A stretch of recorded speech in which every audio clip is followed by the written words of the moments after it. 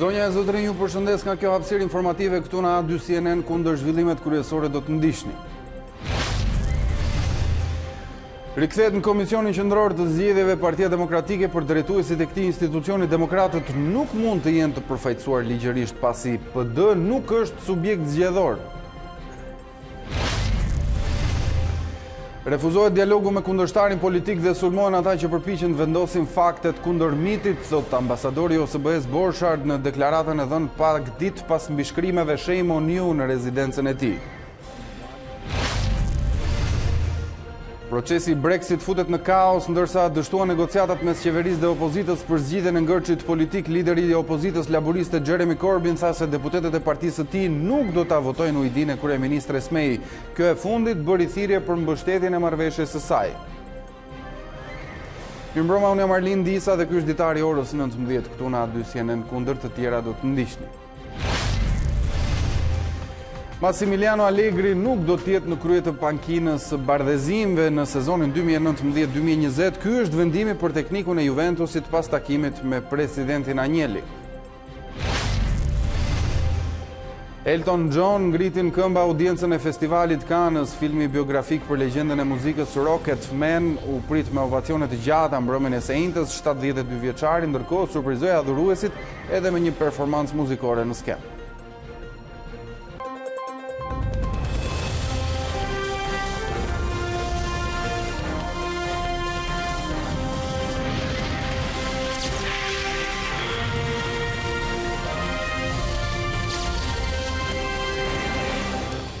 Partia Demokratike kërkon antar në komisionet zonale të administrimit zgjedhor, pavarësisht se është jashtë parlamentit. Njazi Kosovrasti thotë se ajo është parti parlamentare dhe i takojnë me kod. Kundërshton në kryetari i Komisionit Qendror të Zgjedhjeve Denar Biba, që thotë se ju nuk jeni regjistruar në zgjedhje. Partia Demokratike kërkon që të ketë sy vëzhgues në zgjedhjet e 30 qershorit, zgjedhje për të cilat thotë se nuk hyn me Edi Ramën kryeministër. Por ujërat duket se po lëvizin dhe në KQZ u shfaq këtë të premte Njazi Kosovrasti, përfaqësuesi ligjor i PD-s. Vetë mazhoranca në KQZ nuk ka një qëndrim të qartë për kërkesën e PD-s, por fillimisht Denar Biba kujtoi se kjo forcë politike nuk është pjesë e zgjedhjeve. Duke mos qenë subjekt zgjedhor, interesi juaj në lidhje me atë çfarë po ndodh këtu është një me gazetarët apo me çdo qytetar tjetër. Por Kosovrasti shfletoi kodin zgjedhor dhe citoi Nenin që e bën sipas tij PD-n parti parlamentare, duke i dhënë të drejta të plota për të pasur antar në KZAZ. Sipas jush, Partia Demokratike duhet vi këtu apo jo? Këtu janë të hapur seancat tona janë publike dhe mund të vinë të gjitha partitë. Jeni subjekt zgjedhor, jeni regjistruar për zgjedhjet 30 qershorit? Jo. Që nuk kam asnjë gjë tjetër për shkak. Dhe çdo thotë kjo? Po kam një nen këtu zoti kryetar. Unë jam parti parlamentare dhe si e till më takon të marr pjesë në mbledhjet e Komisionit Qendror të Zgjedhjeve. Aktualisht në Komisionin Qendror të Zgjedhjeve nuk ka ende asnjë listë zyrtare me emrat e të zgjedhurve të PD-LSI për antar të komisioneve zonale të administrimit zgjedhor. Kam Marcela Karapanço në lidhje të drejtë për të vjuar dhe për të biseduar për aktualitetin politik. Marcela, mirëmbrëma. Përse Partia Demokratike po kërkon të dërgojë antarët e saj në KZAZ dhe përfaqësuesin e saj ligjor në Komisionin Qendror të Zgjedhjeve? Skenarët janë disa dhe të mundshëm, Arlind. Së pari ka skenar që shohin dhe që përfliten edhe në Selin Roz, se ky do të ishte kali i Trojës që do të kishin demokratët, Lëvizja Socialiste për Integrim, pikërisht brenda procesit zgjedhor. Por socialistët, është një nga mundësitë dhe skenarët që po përflitet, thonë se nuk do të lejojnë mundësinë e këtyre hyrjeve të reja pra për KZAZ nga antar të Partisë Demokratike dhe Lëvizje Socialiste për Integrim, për sa kohë afati kohor ka përfunduar. Edhe kryetari i Komisionit Qendror të Zgjedhjeve Ulsi Manja deklaroi se këto procese janë përfunduar në afatet ligjore. Por nga ana tjetër, ka edhe një tjetër skenar që vjen për sa i përket hyrjes dhe kërkesës që vetë demokratët kanë bërë sot me ardhjen rishfaqjen e zotit Kosovrasti, që është edhe njeriu më i rëndësishëm i Partisë Demokratike për çështjet zgjedhore në Komisionin Qendror të Zgjedhjeve. Bëhet fjalë për të pasur një sy vëzhgues pikërisht në zgjedhjet lokale të 30 qershorit, në rast se në ditët e fundit, në minutën e fundit, mund të arrihet një marrëveshje politike si ajo e 2 viteve më parë, pse jo Partia Demokratike të jetë brenda këtij procesi dhe sigurisht këto janë këndvështrime që palët i shohin të kundërta me njëra tjetrën, por skenar të mundshëm të dy palët, si ai kundërshtimit nga ana e socialistëve dhe e mazhorancës në Komisionin Qendror të Zgjedhjeve, ashtu edhe nga ana e demokratëve. Për shembull, nëse marrim diskutimet që sot patën në Komisionin Qendror të Zgjedhjeve, Njaziku Sovrasti tha se Partia Demokratike vijon të jetë parti parlamentare dhe kjo lidhet me faktin se sipas kodit zgjedhor, parti politike parlamentare është ajo cila ka fituar ose dhe ka të paktën një mandat deputeti. Nëse shohim të gjithë dokumentet e Partisë Demokratike, Arlind, nuk ka asnjë firmosje pra për përjashtimet.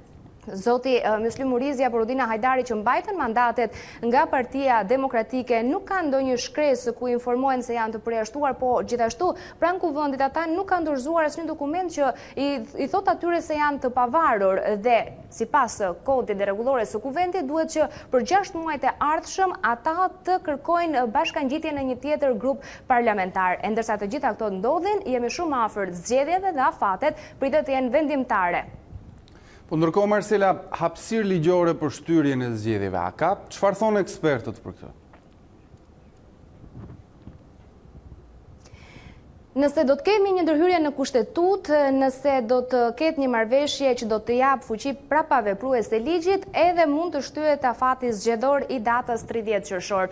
Afrim Krasniqi, analist për çështjet e zgjedhjeve, si dhe Ilirian Celibashi, i shkreu i Komisionit Qendror të Zgjedhjeve, kanë thënë për A2 CNN se mundësitë janë të pakta për ta çuar në fakt në shtator, në periudhën e dytë zgjedhore, nga 15 shtatori deri në 30 nëntor, nëse do të ketë një marrëveshje politike që sigurisht duhet teksuar shkelin ligjin, shkelin afatet, por nga ana tjetër, zoti Celibashi thotë se mundësia e vetme është që zgjedhjet të mbahen me kodin aktual më 30 qershor, por të shtyhen afatet e regjistrimit të partive në zgjedhje. Njësoj si në 17-18 majin e kaluar, patëm një shtyrje të datës së zgjedhjeve, pasi e lejonte edhe periudha zgjedhore, por këtë herë ajo që mund të sillet në vëmendje është fakti se mund të shtyhen afatet zgjedhore për të futur në lojë, pra në garë, në ringun politik, edhe Partinë Demokratike dhe aleatët e saj. Për më tepër ndjekim materialin e përgatitur.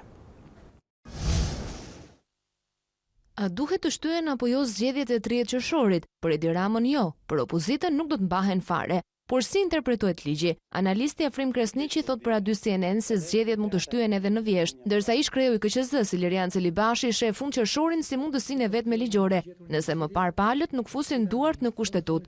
Nëse nuk bëhen zgjedhjet në qershor, periudha më afërt është 15 shtatori. Kështu që kompromisi do jetë, nëse do ketë një kompromis, nuk do jetë për të shtyrë një javë ose një muaj, po do jetë për të shtyrë 3 deri në 4 muaj. Nuk ka asnjë shans me këtë kuadër ligjor që zgjedhjet të zhvillohen në periudhën zgjedhore 15 shtator, 30 nëntor. Nëse palët ulen dhe ndryshojnë ligjin, japin fuqi prapavepruese, kjo është një çështje tjetër, po dhe këtu ka një problem me kushtetutën, sepse kushtetuta e ka përcaktuar që mandati i të zgjedhurëve vendor, ashtu sikurse i deputetëve të Kuvendit të Shqipërisë, është 4 vjet. Por nëse në zgjedhjet lokale të 2007-s, në zgjedhjet e përgjithshme të 2017-s pati shtyrje, ku qëndron problemi për të mos pasur shtyrje edhe më 30 qershor? Problemi është krijuar në këtë rast për shkak se ndallim nga gjitha periudhat e mëparshme, opozita nuk është pjesë e jetës parlamentare dhe kemi një opozitë e cila është realisht jashtë sistemit përfaqësimit politik. Nuk do të ishte jo vetëm një precedent i mirë, por nuk do të jepte kredite askujt prej atyre apo atij të cilët në një mënyrë ose në një tjetër kanë këtë qasje. Kodi zgjedhori ka të qarta afatet për regjistrimin e partive në zgjedhje, por Celibashi e gjen një zgjidhje për situatën të precedenti i 2017-s. Mund të ketë interpretim të zgjeruar, shton ai. Shtyrja e këtyre afateve do të ishte ujë për të shuar disi zjarrin, por marrëveshja në bazë të llogarive duhet të arrihet brenda majit për të lënë kohë të dyja palëve që të bënin edhe fushat. Në këtë mënyrë, opozita do të rikthehej në ringun politik, shans për të garuar më 30 qershor. Por ajo çfarë meriton që të konsiderohet më së pari është ligji dhe kushtetuta. Tek kësaj pasaj çdo diskutim tjetër është çështje e interesash edhe parapëlqimesh të ndryshme. Ndërsa Krasniqi shkon më tej duke thënë se arritja e një marrëveshjeje duhet të jetë për te hundës së Ramës e Bashës. Nëse ata bëjnë përse një marrëveshje personalizuar, asgjë e dobishme nuk i sjell Shqipërisë. Në vendi ka nevojë për një marrëveshje reformash, jo marrëveshje individësh. Marrëveshjet e individëve na kanë çuar në krizë çdo 6 muaj. marrëveshjet e reforma mund të hapin një horizont që të hapë spektri politik. Marcela, në këtë situatë krize, kreu i qeverisë duket se nuk tërhiqet nga qëndrimi i tij që zgjedhjet zhvillohen në 30 qershor apo jo. Si e ka agjendën zoti Rama në vijim? Nesër në orën 11 pritet një mbledhje me të 61 kandidatët për bashkit. Zoti Rama do t'i shtyjë ata të vijojnë me garën, pavarësisht se fushata ende nuk ka nisur, por do t'i inkurajojë ata të mos tremben nga asnjë kërcënim që do të vijë nga ana e opozitës në zgjedhje. Në 30 qershor do të jetë kjo fokusi i takimit që zoti Rama do të ketë nesër me 61 kandidatët. Unë të falenderoj për këtë bisedë, ishim me gazetaren tonë të politikës Marcela Karapanço. Vjoj më tej për ngërçim politik, kreu i demokratëve Lulzim Basha foli edhe me deputet britanik gjatë takimit me kryetarin e komisionit të jashtëm në Parlamentin britanik Tom Tugendhat. Basha foli për krizë të rrezikshme për të cilën shprehu angazhimin për një zgjidhje politike që do të garantojë zgjedhje të lira dhe të ndershme. Në pritje të protestës së ardhshme kombëtare më 25 maj, dy liderët e opozitës Lulzim Basha dhe Monika Kryemadhi kanë nisur takime me faktorin ndërkombëtar, i pari në Londër dhe e dyta në Shtetet e Bashkuara të Amerikës. Presidenti Ilir Meta thot se kryeministri Edi Rama nuk duhet i shmanget përgjegjësive për krizën politike. Kreu i shtetit u bën thirrje palëve të ndërgjegjësohen dhe të shmangin çuarjen e vendit drejt konfrontimit, duke sjellë në kujtesë vitin 97. Presidenti i Republikës Ilir Meta ka ftuar kryeministrin Edi Rama të marrë përgjegjësitë e tij për situatën politike të krijuar në vend. Kryeministri thotë që ju nuk e keni ftuar për një tryezë për të zgjidhur krizën politike. Askush nuk mund t'i transferoj përgjegjësitë tek të tjerët, aq më tepër tek presidenti i Republikës. Ata e dinë vetë shumë mirë se çfarë duhet të bëjnë dhe duhet të jenë ndërgjegjshëm për pasojat që do të kenë në rast se do të çojnë vendin drejt konfrontimit. Faleminderit. Kreu i shtetit ishte mëse i drejt për drejt kur i kërkoi palëve politike t'i vënë gishtin kokës që të shmanget një përplasje mes shqiptarëve, duke thirrur në kujtesë vitin 1997. Kur shqiptarët morën armët kundër njëri tjetrit. Mendoj që kjo situatë nuk duhet të ekzistonte kurrësi, mbas 22 vitesh që kur Shqipëria u nda me vitin 97, që ishte një vit mjaft fatkeq, të gjithë të thrasin mendje dhe të marrin përgjegjësitë e tyre për interesa tërësisht egoiste dhe okulte. Shqipëria nuk ka përse të shkojë në konfrontim. Partitë e djathta i kërkuan presidentit Meta thirrjen e një tryeze për zgjidhjen e krizës politike në vend. Të dielën kryeministri Rama tha se nuk ka pasur komunikim nga kreu i shtetit për një takim të tillë, ndërsa kryeopozitari Basha këmbgul se përballë do të ulej me Edi Ramën si kryetar të Partisë Socialiste dhe jo si kryeministër. Koordinatori i bindjes demokratike Astrid Patozi e quajti të paligjshme në kushtet aktuale kërkesën e Partisë Demokratike dhe Lëvizjes Socialiste për integrim për të pasur njerëzit e tyre në KZAZ, ndërkohë që nuk janë pjesë e procesit zgjedhor. Patozi ishte në studion e A2 CNN, ku u pyet mbi një marrëveshje të mundshme midis Bashës dhe Ramës, si dhe akuzat në adresë të kandidatëve të bindjes. Astrid Patozi konsideron të paligjshme lëvizjen e PD-s dhe LSI-s që ndonë kanë braktisur parlamentin dhe nuk janë bërë pjesë e zgjedhjeve të 30 qershorit, duan të dërgojnë njerëzit e tyre pranë KZAZ-ve për të monitoruar këtë proces.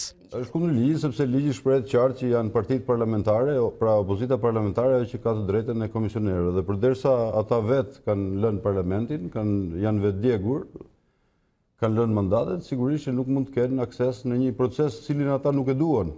Pra që nuk e njohin. Vetëm garuesit kanë të drejtë që të ruajnë njëri tjetrin gjatë procesit.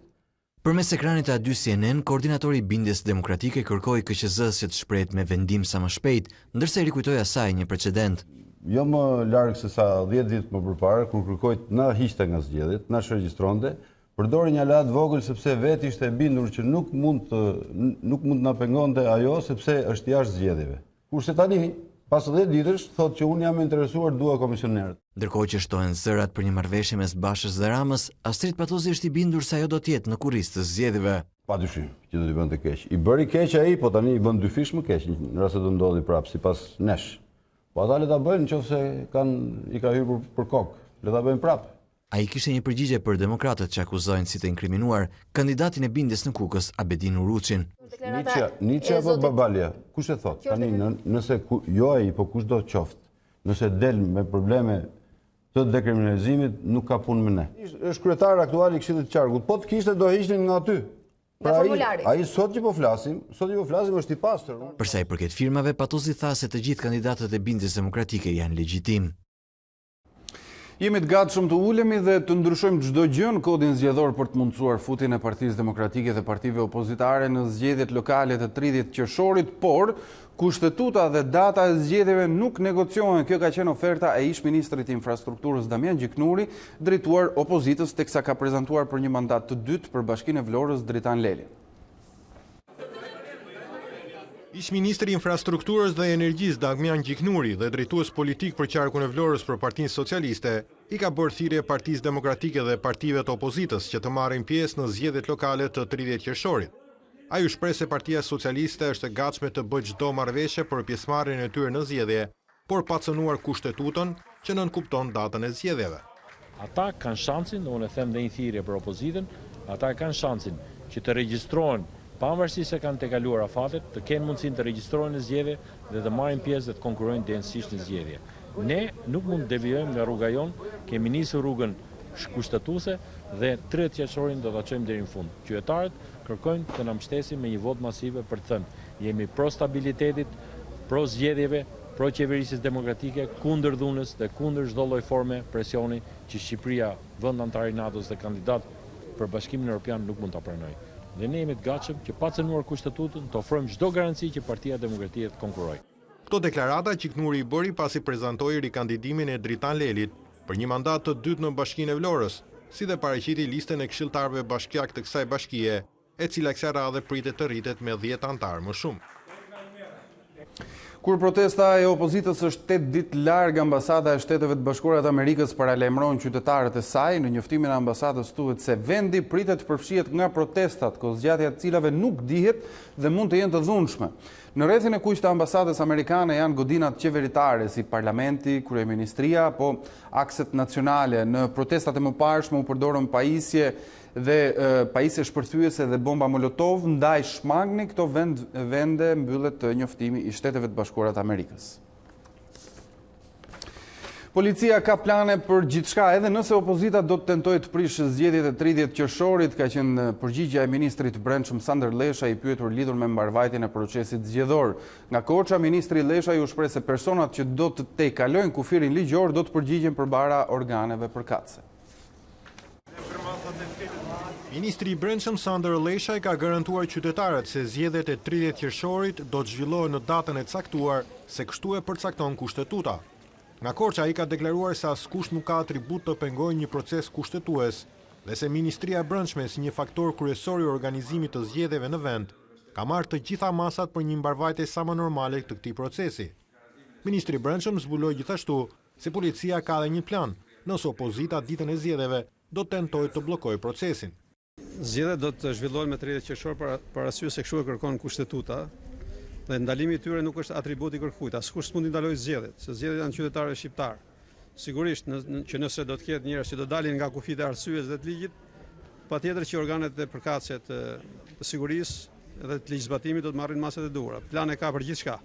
Gjatë takimit me strukturat në varësi në Korçë, ministri Lesha diskutoi edhe për çështje të sigurisë në këtë qark, si dhe parandalimin e kultivimit të kanabis sativës.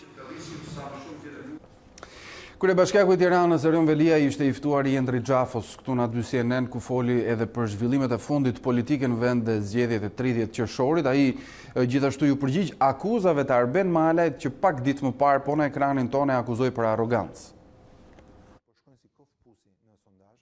Jo çdo pemthyer në Shqipëri mund të bllokojë zhvillimin e vendit. Erion Velia është i bindur se zgjedhjet vendore në të cilat kërkon të marrë një mandat të dytë në drejtimin e Tiranës do të zhvillohen në datën e caktuar nga presidenti. 30 qershor kemi zgjedhjet lokale. Kush ka probleme me zgjedhjet parlamentare, shkoj ti me zgjedhjet parlamentare. Po ti të më thuash mua që nesër nuk do ketë varrim në Tiranë, nuk do mbillen pemë, nuk do mbaroj shkolla, nuk do ketë qumësh nëpër kopsha, se një parti politike del në sondazhe në Tiranë më pak se 20% dhe ish drejtuesit vet si jepet viza amerikane, po ky është problemi im. Dhe ky është fare problemi i qytetarëve të Tiranës. Dhe unë jam i bindur që datë 30 qershor do ketë të majtë dhe të djathtë. I ftuari Endri Xhafos pohon se bojkoti i zgjedhjeve nga PD dhe LSI nuk e surprizon. Kryebashkiaku i Tiranës shpjegon se për të kjo nuk është njërisi. Ti ke drejtues sot opozitës që bëjnë kështu dhe këndojnë himnin, familja kanë gjithë holandeze. Po t'ishte që udhimte për Shqipërinë s'bëshën holandez. Ke të tjerë që tërë në Facebook kanë qenë president, gjithë familjen e bën austriake. Pra, këta qartazi kanë një hipokrizi. Ke familje të opozit që kanë drejtu këtë qytet, me kunetër, me vlezër, me motra. E kam pas në dorë t'i bëjnë këtë punë. Pra, nuk është janë njerëz të paprovuar që nesër ju kemi dhënë një shans. Kështu që ti ke një opozit ti më thua mua për bojkot, po në 4 vjetë si kam pas në Këshill Bashkiak. 4 vjetë bojkot kam qenë. Rivali i tij vetëm në këtë zgjedhje është Arben Skanderi i Bindjes Demokratike. E njohë me shumë konsiderat, është artist, ka qenë staf i kësaj bashkie, ndoshta një nga njerëzit më të saktë. Ma shtrirë dorën për një garë qytetare, të cilën zoti Skanderi reciprokoi, tha, po, ka ardhur koha të kemi një garë qytetare. Koço Dhima kishte premtuar se do ta shkatronte në garë. Ai njeh kryebashkiaku arsyet e tërheqjes së tij. Se kam idem fare, se kam idem se është tërhequr. Pak ditë më parë nga studia 2 CNN, Arben Malaj akuzoi për arrogancë. Në shpjegimin e këtij sulmi, Velia i flet për gjoba dhe leje ndërtimit të munguara. Ja kam bërë qartë edhe zotit Arben Malaj dhe zotit Bastri Malaj, nuk marrin dot leje në mjull bathore, në tokë të gjelbërt, në tokë ullishte, në tokë që nuk është truall, në tokë bujësore ku nuk ndërtohet, duke më vënë gjoba në televizor. Velia i ftoi Malajin të jap dorëheqjen nga bordi i Bankës së Shqipërisë dhe të përballet me të para zgjedhësve. Ambasadori i OSBE-s Bernd Borchardt u shfaq për herë të parë në publik pas mesazheve në muret e rezidencës së tij. Sa më shumë nxehet debati, tha ai gjatë një konferencë shkencore, aq më shumë dëgjojmë anatemime në grup të atyre që mendojnë ndryshe. Po në Shqipëri sa të gjata janë hijet e së kaluarës totalitare këtu. Sa më shumë nxehet debati, aq më shumë dëgjojmë anatemime në grup të atyre që mendojnë ndryshe. Nuk dëgjojmë argumente kundër pikpamjeve të tyre. Flitet dhe shkruhet për të zhbërë karaktere dhe jo për fakta apo argumente logjike kundër qëndrimit që ata përfaqësojnë. Refuzohet dialogu me kundërshtarin politik. Sulmohen ata që përpiqen të vendosin faktet kundër mitit. Mjerisht e dëgjoj tepër shpesh këtë diskurs diktatorial nga tepër politikanë të spektrit politik shqiptar, që nga rënja e regjimit komunist deri në ditët e sotme. Pra, hijet janë të gjata. Tepër aktor politik kryesor, herët avon, përfundojnë duke akuzuar njëri tjetrin me metaforat dhe retorikën karakteristike për mënyrën se si metode e armikut të popullit e kupton politikën dhe jetën publike. Kjo vazhdon ta dëmtojë shoqërinë edhe sot.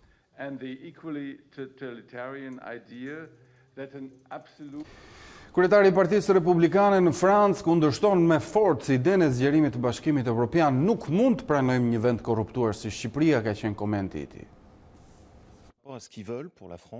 Kryetari i Partisë Republikane në Francë, Laurent Wauquiez, kundërshtoi me forcë idenë e zgjerimit të Bashkimit Evropian. Emmanuel Macron është për zgjerimin e Europës, ne jemi kundër, tha kreu republikanëve për France Info. Ai u ndal veçanërisht tek Shqipëria duke thënë se është një vend i mbytur nga korrupsioni dhe për këtë arsye nuk e meriton anëtarësimin. Presidenti i Republikës propozon hyrjen e Shqipërisë në BE. Mendoj se është një gabim i madh. Është një shtet i mbytur nga korrupsioni. Bisedimet me Shqipërinë do të hapen në qershor. Ne do të kundërshtojmë dhe do të vendosim veton ndaj Shqipërisë. Sipas kryetarit të Partisë Republikane, zgjerimi ka rezultuar një gabim i madh.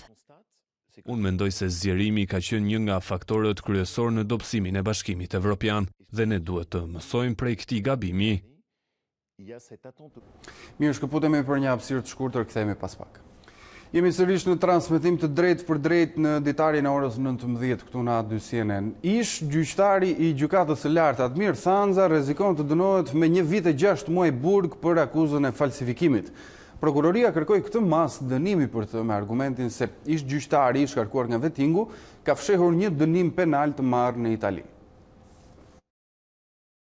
Prokuroria e Tiranës kërkoi një dënim me 1 vit e 6 muaj burg për ish gjyqtarin e gjykatës së lartë Admir Thanza.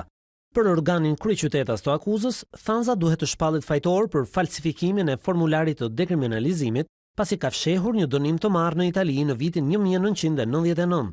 Dënimi italian i ish gjyqtarit, që ka qenë më herët edhe antar i kushtetueses, u zbulua nga operacioni ndërkombëtar i monitorimit gjatë procesit të vettingut, që në të dy shkallët vendosi shkarkimin e tij nga detyra. Ish gjyqtari i karrierës nuk ishte në sallë gjatë leximit të pretencës, ku përfaqësua nga avokati i tij. Prokurori Gentian Habazaj tha se bazuar në aktet e sjella përmes letërporosive nga autoritetet italiane të drejtësisë, rezulton se Thanza është dënuar me 40 ditë burg dhe 100.000 lireta gjob për akuzën e vjedhjes, dënimi pezulluar me kusht.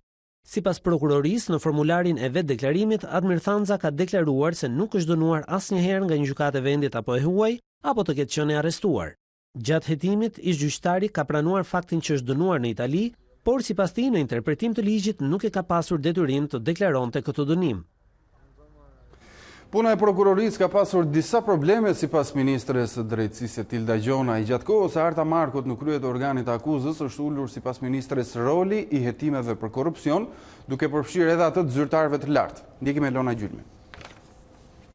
Puna e Arta Markut duket se nuk i ka lënë shumë bresa ministres së drejtësisë. Tilda Gjona i foli me statistika për ulje të hetimeve për korrupsion gjatë 2018-s në krahasim me një vit më parë. Por ajo që përbën shqetësim është pikërisht dërgimi i një numri të vogël të procedimeve penale për gjykim, që është rreth 8.6% të numrit total të çështjeve të regjistruara. I është rekomanduar një ashpërsim i politikave penale për veçanërisht në rastet e korrupsionit të zyrtarëve të nivelit të lartë.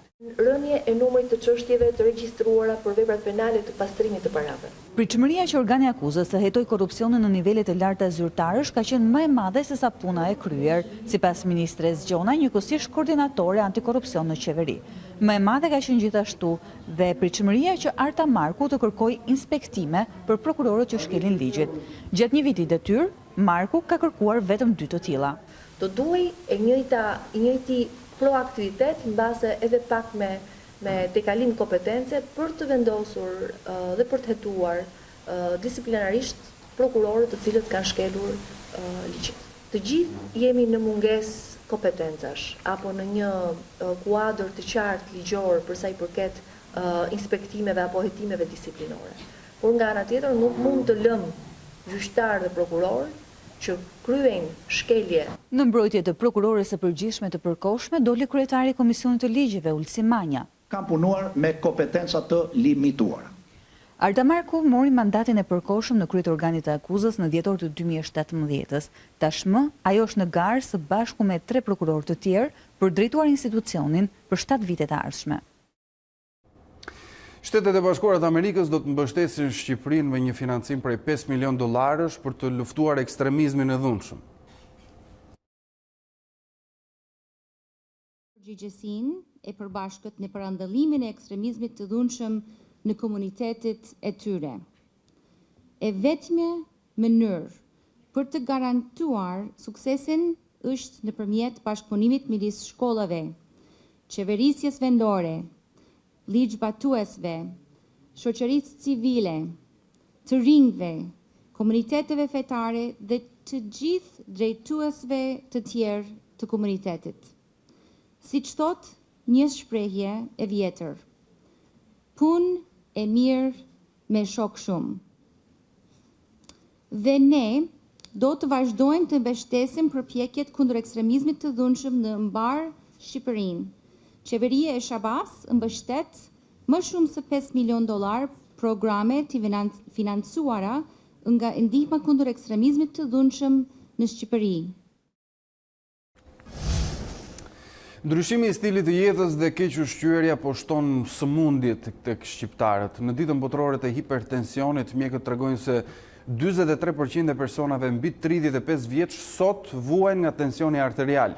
Për fat keq, kjo sëmundje po prek edhe adoleshentët. Mjekët bëjnë apel për kufizimin e ushqimeve jo të shëndetshme dhe për një jetë sa më aktive. Nëse nuk shmangni do stresin, duhet kufizoni ushqimet e fast foodit, kripën dhe alkolin.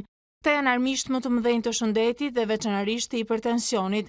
Mjekët kanë konstatuar se 1 në 7 persona në vendin ton kanë probleme me tensionin arterial. Nëse 43% e popullsisë rritur sot vuan nga hipertensioni, kësaj sëmundje nuk po i shpëtojnë as adoleshentët. Mua mbjen keq që ta them, se nuk është aq e natyrshme, por është një fakt që ka një hipertension në rritje dhe në moshat e reja. Mënyra e jetesës, jeta sedentare, obeziteti, përdorimi i ushqimeve jo të shëndetshme në fast food dhe në një tjetër, përdorimi i kripës dhe i alkoolit, kanë bërë që dhe natyrisht edhe stresi dhe pasiguria që ndjen shpeshherë të rinj, ka bërë që të kemi një rritje të numrit të pacientëve dhe të individëve në mosha të reja me shifra të presionit arterial të lartë. Në ditën botërore të hipertensionit u publikuan rezultatet gjatë 4 viteve të kontrollit bazë mjekësor. Nga të dhënat rezultoi se 1 në 4 persona ka rrezik të preket nga sëmundjet e zemrës dhe 1 në 6 nga diabeti. Ministrja e Shëndetësisë Ogerta Manastirliu ju përgjigj dhe akuzave të vazhdueshme në lidhje me check-upin. Përgjigja më e mirë ndaj gjithë akuzave të pavërteta, të pa baza, janë përgjigjet që sot dhanë dëshmit, pasi besojnë që të parandalosh është më mirë se sa të kurosh. Prej 4 vitesh në popullsinë 35 deri 70 vjeç, kryhet një herë në vit kontrolli bazë mjekësor, një orë ndryshe check-upi.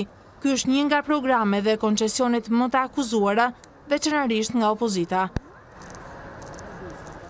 Duke gjëndruar po tek kjo temë, sipas një studimi të kryer në 20 shtete evropiane, rezulton se obeziteti dhe dieta e varfër e as pak e shëndetshme pushton rastet e tumoreve në aparatin e tretjes. Më të prekurit janë të rinjt nga mosha 20 deri në 29 vjeç. Gjithnjë më shumë njerëzit nën të 50-tat po diagnostikohen me kancer në zorën e trash, sipas një studimi më të fundit mbi këtë sëmundje në Europë.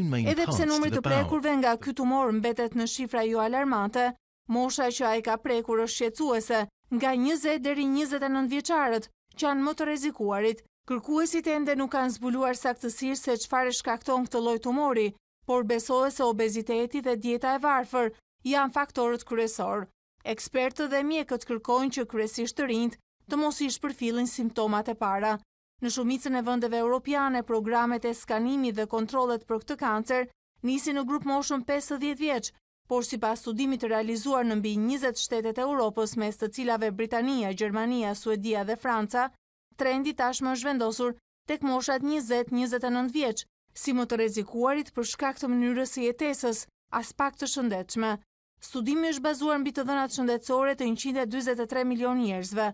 Statistikat janë shqetësuese pasi nga viti 1990 deri në 2016, numri 20 vjeçarëve të prekur nga kanceri i zorrës së trash është rritur nga 0.8 në 2.3%. Rreziku ulet pas moshës 30 dhe 40 vjeç. Energjia elektrike ka nisur të shfaqë ndikimin e saj negativ në ekonomi për këtë vit. Eksportet e mallrave ulën gjatë muajit prill, ndërsa blerja e detyruar e energjisë ka rritur ndjeshëm importet. Kjo situatë ka sjellë thellimin e deficitit tregtar. Prodhimi i dobët i energjisë ka penalizuar eksportet e mallrave, që gjatë muajit prill ranë me 0.2%, duke i rikthyer trendit negativ. Vetëm grupi i energjisë, mineraleve dhe lëndëve djegëse ka kontribuar negativisht me 8.6% në këtë rënje, duke përmbysur ecurinë pozitive të grup mallrave të tjera si makineritë dhe pajisjet, materialet të ndërtimit dhe metalet, si dhe ushqime, pije e duhan. Nga ana tjetër, blerja detyruar e energjisë ka ndikuar në forcimin e importeve, që gjatë muajit prill arritën në 57 miliard lek, duke u rritur me 8.4%. Rritje shënuan edhe hyrjet e mallrave të grupit materiale ndërtimi dhe metale, si dhe makineri, pajisje dhe pjeskëmbimi. Kjo ecuri e tregtisë së jashtme të vendit ka thelluar deficitin tregtar, thënë ndryshe diferencën midis mallrave që shesim dhe atyre që blejmë. Për muajin prill ky deficit arriti në 30 miliard lek, duke u rritur me 17.4%. Ndërkohë taksa 100% ndaj produkteve serbe ka dhënë efekt në tregtinë mes Shqipërisë dhe Kosovës, ku për 4 mujorin janë eksportuar drejt vendit fqinj 8.9 miliard lek mallra, apo 52% më shumë se njëjta periudhë një viti më parë. Eksportuesit e bimëve mjekësore i kanë paraqitur një listë kërkesash qeverisë për të shpëtuar kompanitë e tyre që po kalojnë periudhë krize. Bëhet fjalë për një industri që kontribuon në ekonomi me rreth 45 milion euro në vit dhe ka mbi 85.000 të punësuar. Eksportuesit e bimë dhe aromatike dhe mjekësore, një ndër zërat kryesor të eksporteve shqiptare i kanë paraqitur një listë kërkesash qeverisë. Sipas tyre, industria ndodhet në një moment të vështirë dhe institucionet duhet të ndërhyjnë për të shpëtuar kompanitë prodhuese. Ministria e Bujqësisë premton lehtësi fiskale. Për sa i përket skemës së subvencioneve, ishte një handicap për sa i përket vlerës 6 milion euro që kompanitë tuaja janë të mëdha, sepse në qoftë se su bë përpunimi dhe eksportimi, që si ka prodhimi. Pjesë e madhe kompanive tuaja shtritu dhe ne e kemi vendosur për aplikimin në thirrjen e dytë të impardit, që kjo vlerë do të rritet dhe do përfaqësoni dhe ju. Eksportuesit e bimëve mjekësore kanë kërkuar rimbursimin e TVSH-s, një problem që përëndon financat e tyre me mungesë likuiditeti. Kjo industri kontribon në ekonomi me mbi 45 milion euro në vit dhe ka rreth 85.000 të punësuar.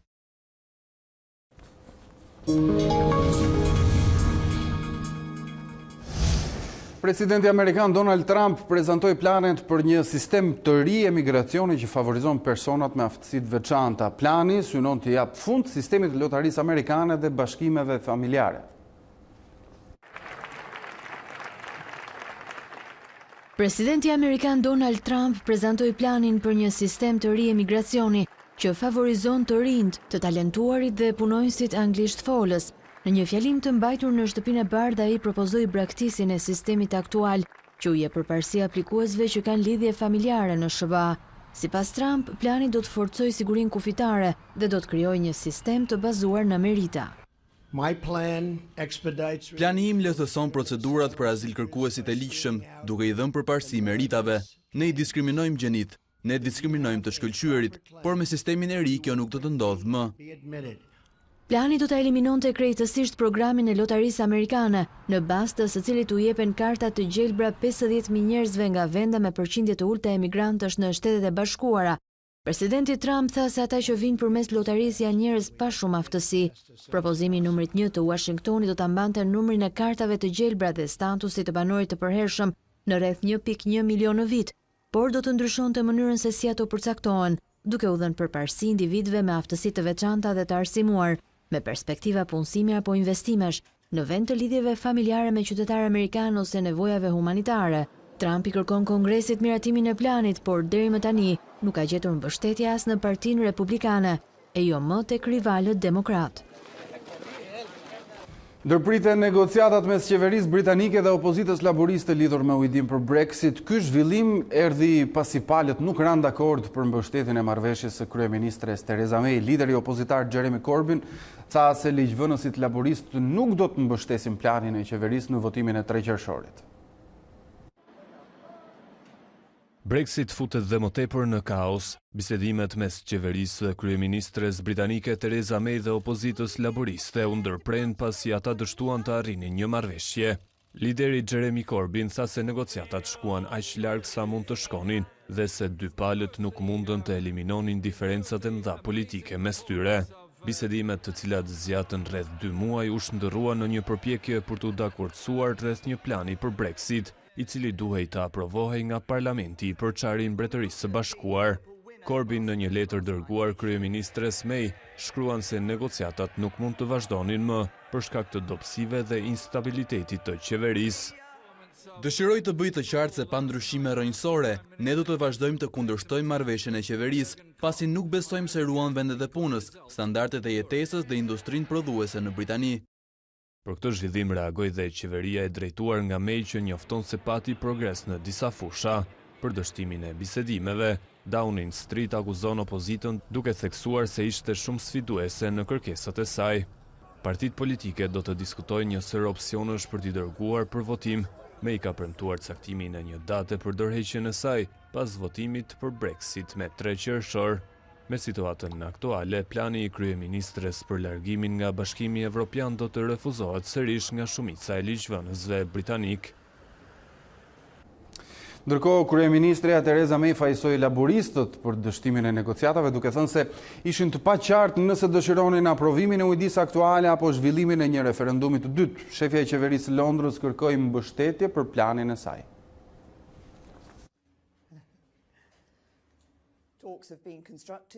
Bisedimet ishin konstruktive dhe ne bëm progres. Kemi pasur disa fusha në të cilat kemi gjetur gjuhën e përbashkët, por kemi hasur shumë vështirësi në çështje të tjera.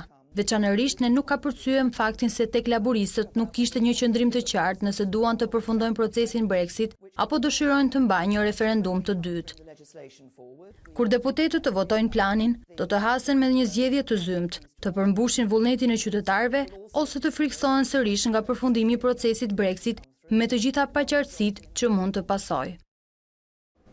Pas dështimit të negociatave për Brexit me laboristët, erdhi një tjetër lajm i keq për kryeministren britanike May. Partia Brexit e sapo krijuar nga Nigel Farage mund të fitojë zgjedhjet për Parlamentin Evropian për Mbretërinë e Bashkuar, të paktën kështu rezulton në një sondazh. Sipas këtij sondazhi, partia Brexit do të fitojë 30% të votave, ndërsa konservatorët e May do të renditen të pestët pas laboristëve, liberalëve dhe ambientalistëve. Nëse rezultati i sondazhit do të konfirmohet pas një jave kur mbahen zgjedhjet evropiane, kjo do të ishte humbja më e rëndë në histori për konservatorët.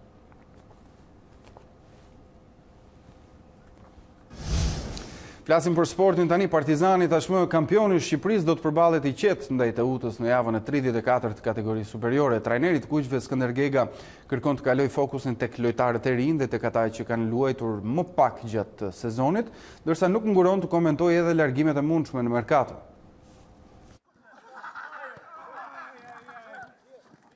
Nën petkun e skuadrës kampionet të vendit, Partizani udhëton drejt Durrësit për të përballur me Teutën. Nëse vendasit luajnë për një vend në Evropë, trajneri Skënder Gega kërkon të jap hapësirë lojtarëve të cilët nuk kanë patur mjaftueshëm minuta në dispozicion gjatë sezonit. Kemi plana dhe kemi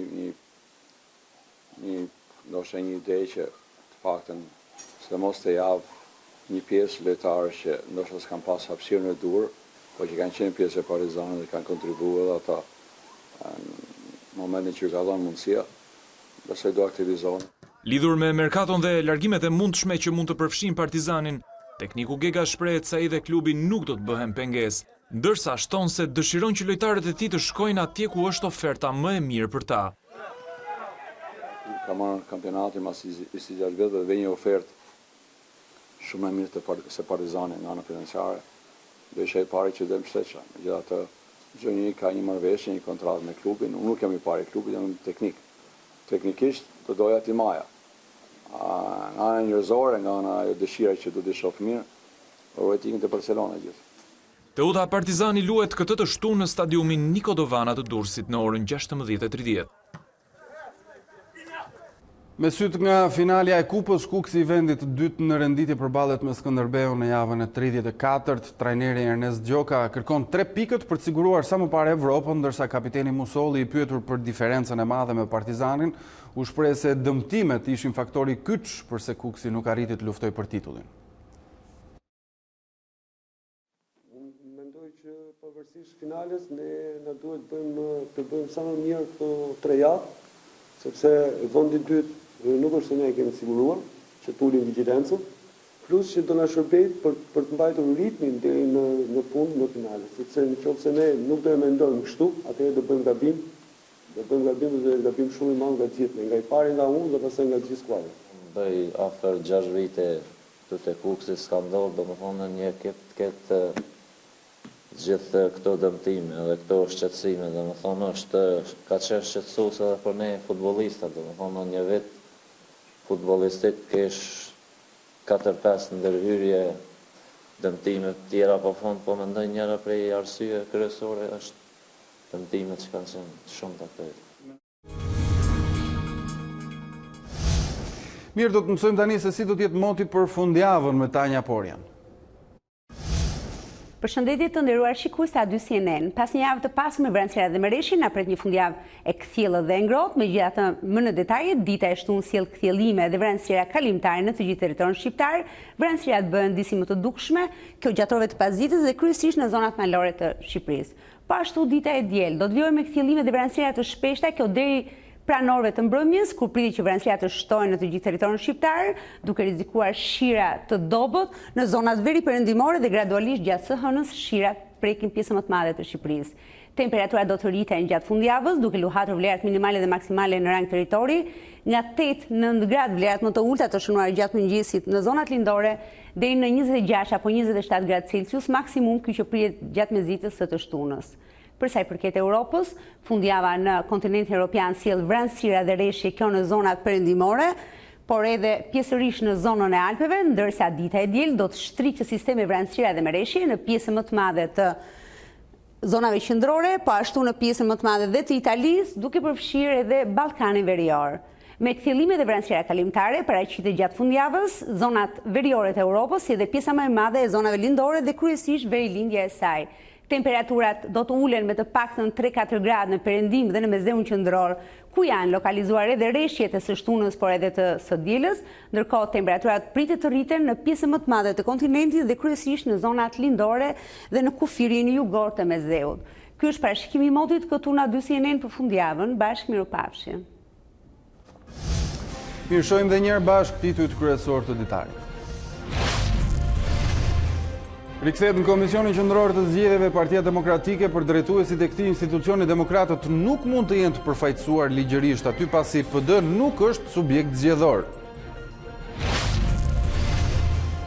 Refuzohet dialogu me kundërshtarin politik dhe sulmohen ata që përpiqen të vendosin faktet kundër mitit, thot ambasadori OSBE-s Borshard në deklaratën e dhënë pak ditë pas mbishkrimeve Shame on you në rezidencën e tij.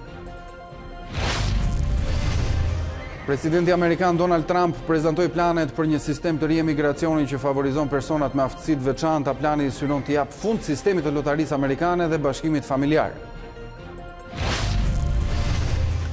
Massimiliano Allegri nuk do të jetë në krye të pankinës së bardhëzimeve në sezonin 2019-2020. Ky është vendimi për teknikun e Juves pas takimit me presidentin Agnelli. Elton John ngriti në këmbë audiencën e festivalit Cannes, filmi biografik për legjendën e muzikës Rocketman u prit me ovacione të gjata mbrëmjen e së njëjtës. 72 vjeçari surprizoi adhuruesit edhe me një performancë muzikore në skenë. Këtu kemi mbritur në fund, ju gjithashtu mund të klikoni faqen tonë të internetit a2cnn.com ku do të gjeni zhvillimet e fundit nga vendi, rajoni dhe bota. Unë ju falenderoj për vëmendjen, bashkë natën e mirë.